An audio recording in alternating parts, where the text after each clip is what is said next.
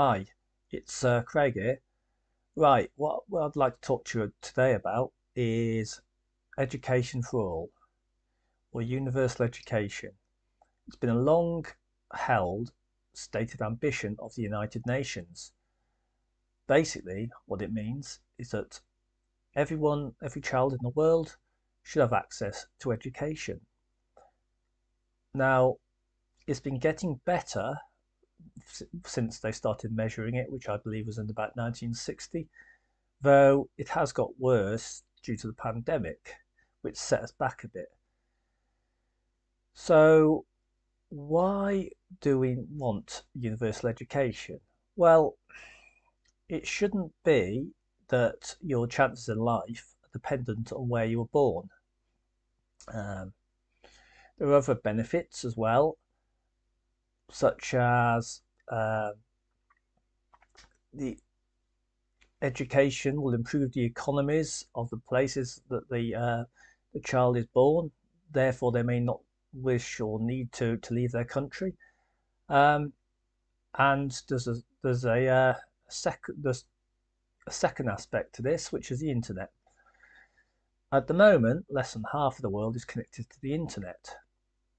By connecting people in the remotest regions so far not connected, we can not only improve their educational opportunities, but we can also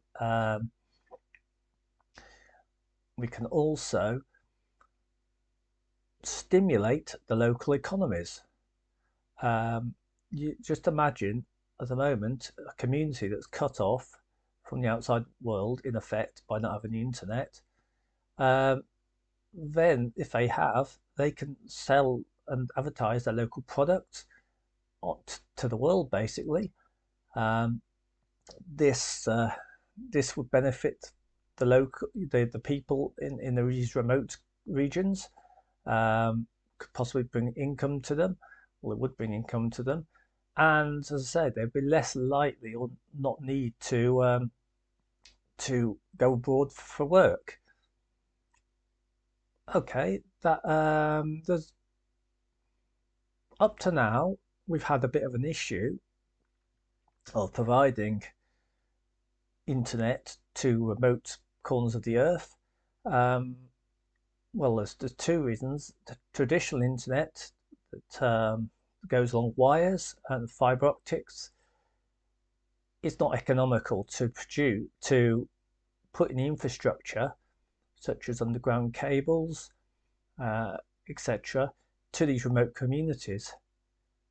Also, these remote communities may not have electricity, um, which doesn't help either.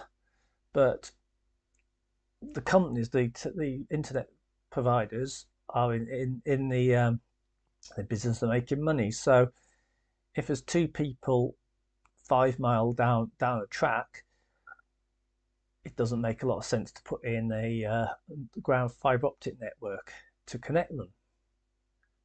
But you might say, but we can use mobile data on the mobile internet. Yes, but again, you need um, infrastructure. How mobile phones, or cell phones as they call them in the United States, work is they have these cell towers.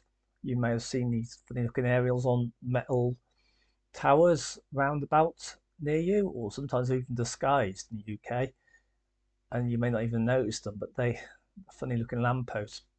They're actually receiving the signal from your mobile phone, transmit it back. Basically, it's connecting your mobile phone to the network. Now, again, installing a cellular network costs money. It's so if there's only one or two people within the communications range of the cell tower, it's not going to be economic, especially if it's a poor community in a in sub-Saharan Africa, for instance. I choose sub-Saharan Africa because um, lack of access to education is one of the regions where it's particularly high. Okay, so Now you see the issue. It's too expensive to put in underground cables. It's not necessarily economic to put in cellular mobile phone coverage. So what's the solution? Well, the solution could be LEO. Now, LEO stands for Low Earth Orbit Satellite. Well, LEO stands for Low Earth Orbit, but it's a satellite constellation, a constellation of satellites, multiple satellites, which, as the name suggests, are in the low Earth orbit. Now, traditional satellites are in a much higher orbit, further away from the Earth. They are able to be further away. They use a lot. They use a lot more power, but they tend to cover what's known as a footprint, larger space of the Earth. But there's various disadvantages. With the satellite being further away, there's lag, delay in communications. You also there's also have other reasons why it's not ideal. What we've got recently is a massive expansion in low Earth orbit satellites. Now, these are lower powered, but they're nearer the Earth, and they link to each other in space like a network round the Earth. Now, you may have heard of Starlink or OneWeb, or there's a number of these companies. Now, could this be used to empower and enable worldwide connection to the internet? Well, yes, it can. But is it? But we come back to the old thing of money. Is it? Is it economic for companies to do so? Can people afford it? Now,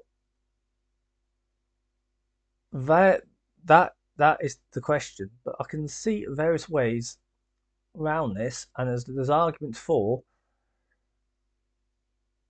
actually going ahead with this. I'm refining an idea at the moment whereby this could actually work, and there's significant, in my view, economic benefits for the world by connecting these remote people and regions.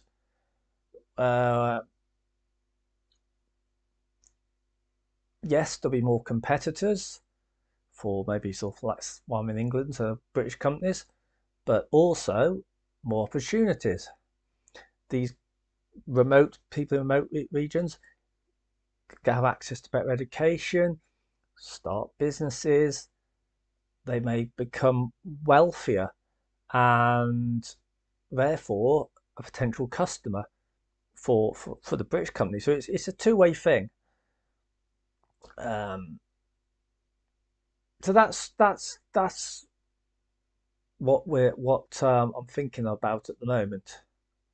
Okay, I'll come back to this, but that's the initial idea I'm thinking about. So, as I said, at the moment, some of the poorest people in the world, some of the people that don't have access to education, are in these remote areas. We can now do it. We can now